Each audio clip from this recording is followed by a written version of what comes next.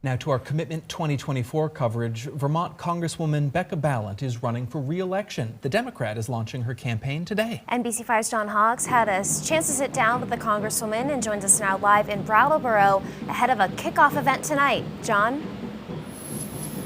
Yeah, that's right. Congresswoman Becca Balint is relaunching her election campaign for the U.S. House of Representatives. It's been the honor of my life to be able to represent Vermont in Congress, and I've been very focused on issues that are important to Vermonters and Vermont communities: the housing crisis, the mental health crisis, making sure Vermont is prepared for the climate crisis.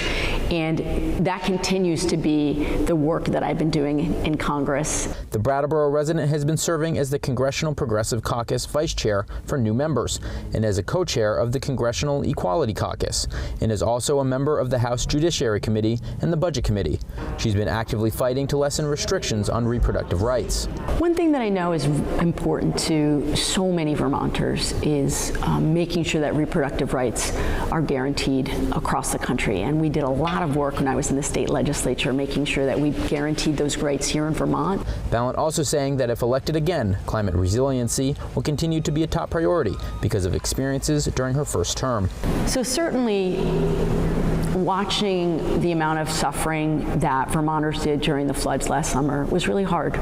And many people lost their livelihoods, they lost their homes, their farmland, and you know, the programs that were built for FEMA were never designed for climate change. Balint prides herself in representing all Vermonters and reaching across the congressional aisle, but it hasn't been easy. What's been challenging about working in Congress is that you have a significant number of people who don't seem to be motivated by the same things I'm motivated by, which is helping regular people. Most recently, she introduced the Community Housing Act a few weeks ago, calling for $500 billion of investment in housing across the country, saying she's gotten interest from other Congress members. The Congresswoman also saying her and her team have helped 1,500 Vermonters who have called with various issues, and she's hopeful she's done enough to warrant people from the Green Mountain State to vote for her again. And I think track record matters, and when you look at the work that I have done individually and in conjunction with my staff, I think we've done a very good job representing Vermonters. That's our job, to really meet the needs of Vermonters.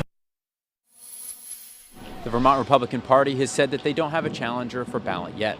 Live in Brattleboro, John Hawks, NBC5 News.